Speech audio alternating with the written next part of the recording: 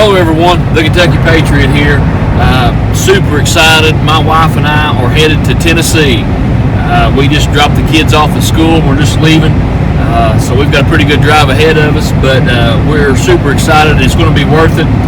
We're headed down to Heavy Metal Guns and see Paul and Lord willing Hootie Hoo's going to be there. And we brought some guns and ammo, and we're really looking forward to a good time.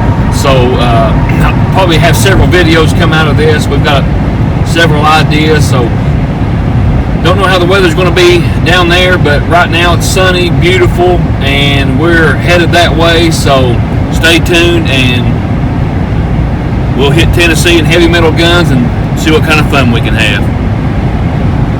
Hello everyone, the Kentucky Patriot here. I'm here with Paul, and tell them where we're at. We're in Braidable, Tennessee at Heavy Metal. Heavy Metal Guns and Custom Outdoors. I'm just absolutely thrilled to be here. I've been planning this trip for a long time, and something kept coming up, so I'm so glad to get to be here with Paul. Just such a great guy. We're gonna have hopefully a range day tomorrow. Did you say Hootie Hoo was coming? Definitely. So Hootie Hoo's gonna be here. Me and Paul, we're gonna have a range day. We've been here talking about what all we're going to do.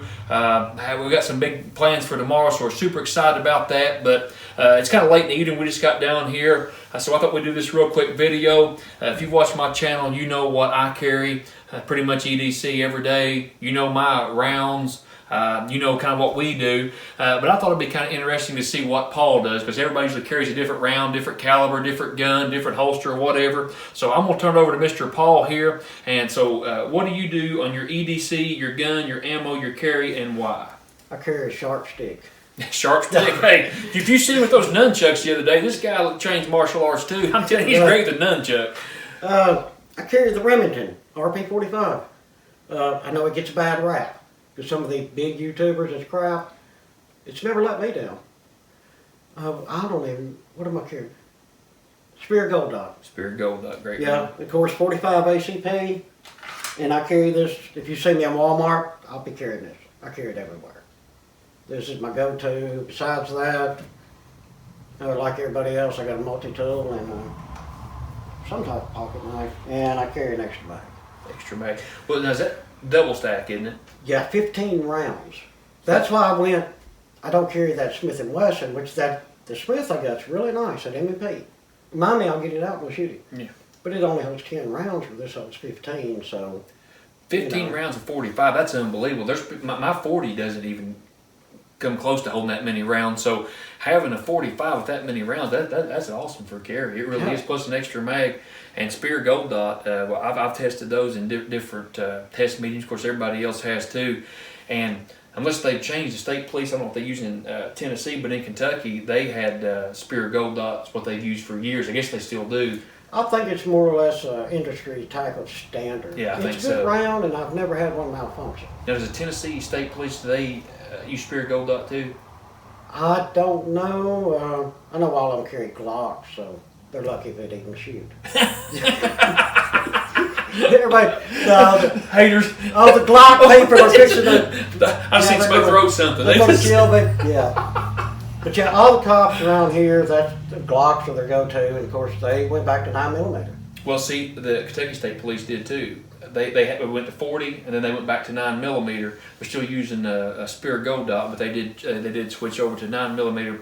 Don't hold me to this, but 2 or 3 years ago, something like that. Huh. Yeah, I think they did about the same thing here, but me, I like 45. 45 is tough to beat. I'll be honest with you, I love 45. I would carry a 1911 every day if I could. It's just, for my size, I'm trying to carry it concealed comfortably. A 1911 is big for me. But now you also open carry, don't you? Yes, sir. Yeah.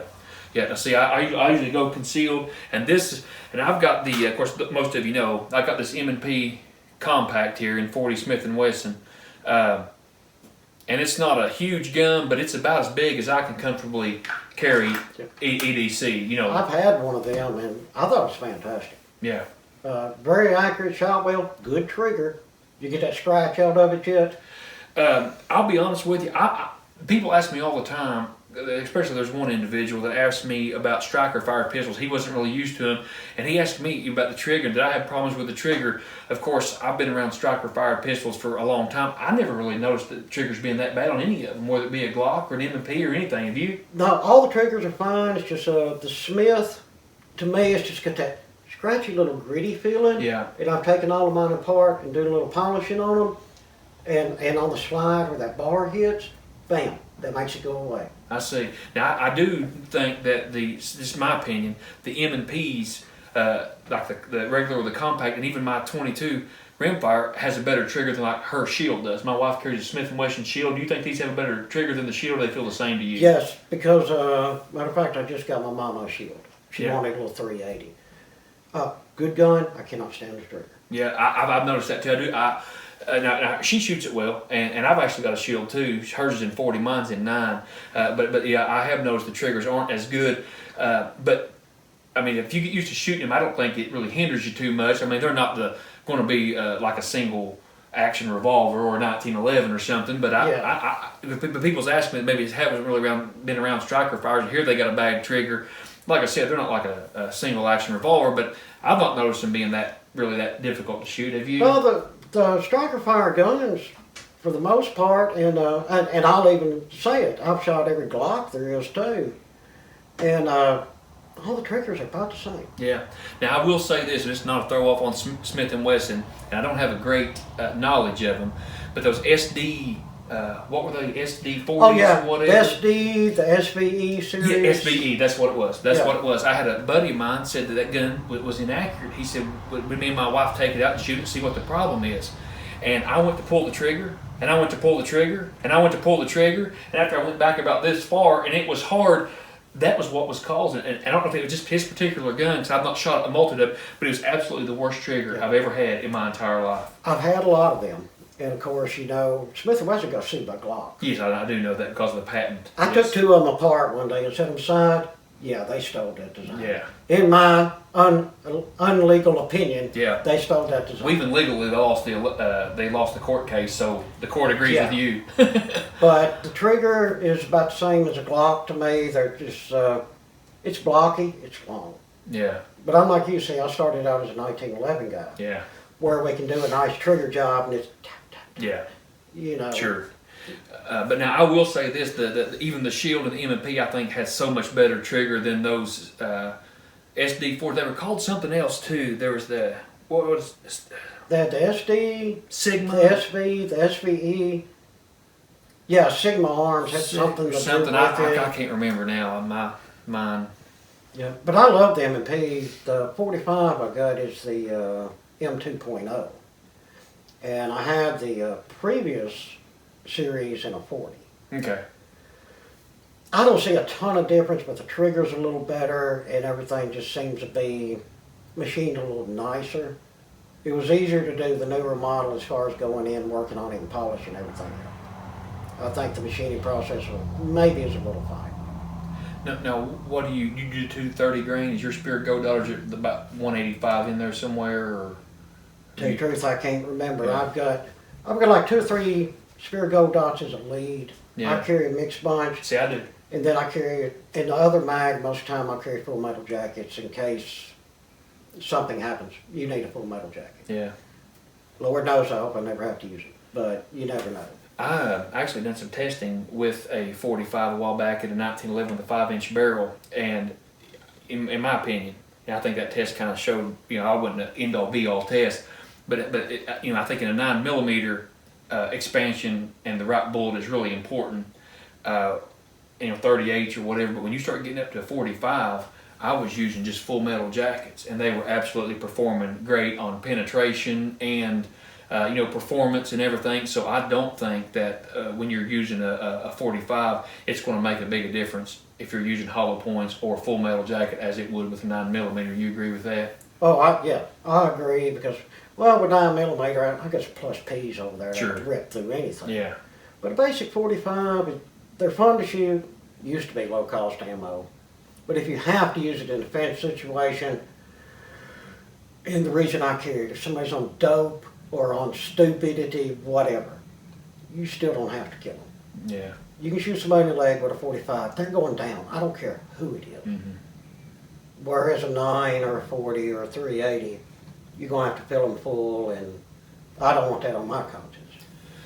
Yeah, I mean, I totally understand, and like I said, we're in Tennessee, so prices are different. You know, when you watch this video, maybe 6 months from now, but as of today, believe this or not, you can ask my wife. She's, of course, my camera woman.